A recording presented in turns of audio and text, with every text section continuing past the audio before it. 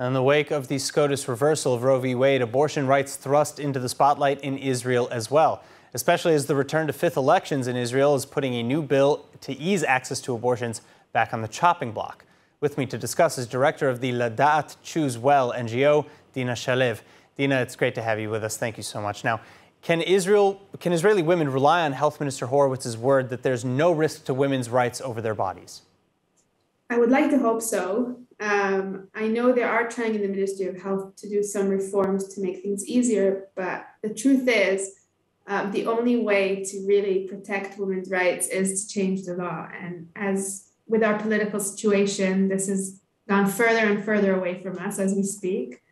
And I have to say we are worried about, we're seeing more and more fashions from the states coming to Israel as well when it comes to discourse about pro-choice and pro-life, things that weren't so much an issue up to now. And I feel like it is becoming more of a conversation that we're having here in Israel now. We've already seen a few conservative MKs saying things like, oh, women, you should say thank you for the ability to have abortions in Israel, or someone else saying like, it took them 50 years, we can do it faster. And various comments we also have been hearing in Israel. All right, well, Horowitz said in December that he would institute changes to Israel's abortion commission and allow the procedure without commission oversight in pregnancies up to 12 weeks. Why wasn't that approved into law? They didn't submit it. It just didn't happen. And now this Knesset is over, so we'll have to wait for the next administration. But there was a proposal on the table and it wasn't put forward to actually change the law. They are working on some reforms, but that doesn't change the law. That might make access a bit easier for women. It doesn't change the basic fact that women will still have to, in 2022, come in front of committees that will approve their right for an abortion. Are there active efforts from opposition parties to ban abortions outright? No, not as we know of. I'm not completely saying there's no way it would happen. But it might. I mean, there are like voices also from various organizations in Israel and some of the MKs maybe trying to make access to abortion harder in Israel. It's not that discussed yet, but we'll see. We're about to, I mean, the discourse is becoming more and more polarized. So we might see more of opinions saying we should limit access to abortion in Israel. I'm really hoping not, but it is a possibility. If the opposition parties take over in November, is there any hope for Horowitz's abortion bill?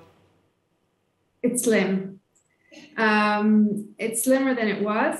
There wasn't much, I have to say, it wasn't a huge hope for it in this current administration either, with the coalition as it is. I mean, it wasn't a huge chance for a success. I also have to say, it's not Horowitz's, he's backing it, but it's other MKs. It's Michal Rozin and Gabi Lasky are the ones promoting the law.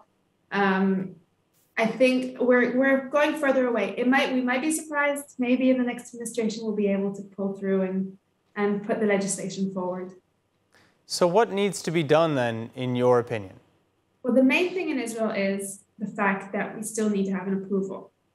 I believe, and also the organization I run and many of my colleagues, we believe that the question about whether or not to have an abortion should be a personal question, not the state's question. We shouldn't be having to have an approval from anyone other than our maybe physician's opinion and whatever we discuss within with our partners, if there is.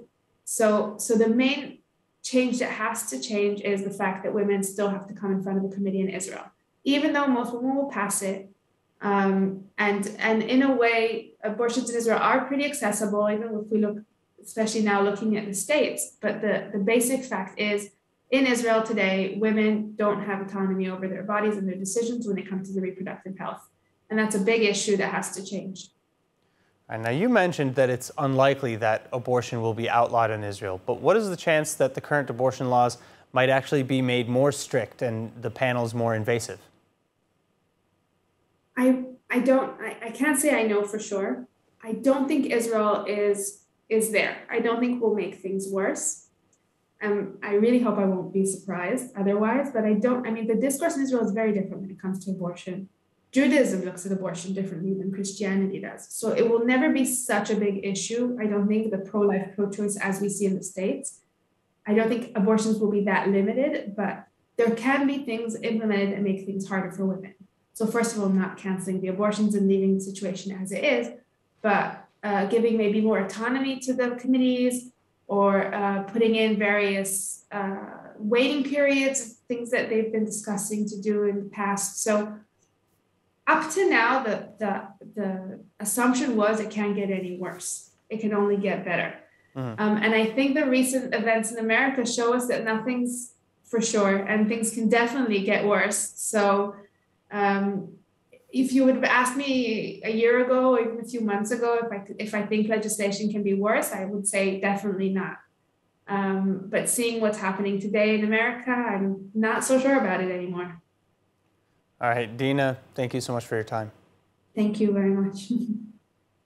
Hi everyone, it's Emmanuel Kadosh. I wanted to invite you all to subscribe to ILTV Plus, where you can find our daily news and updates about Israel.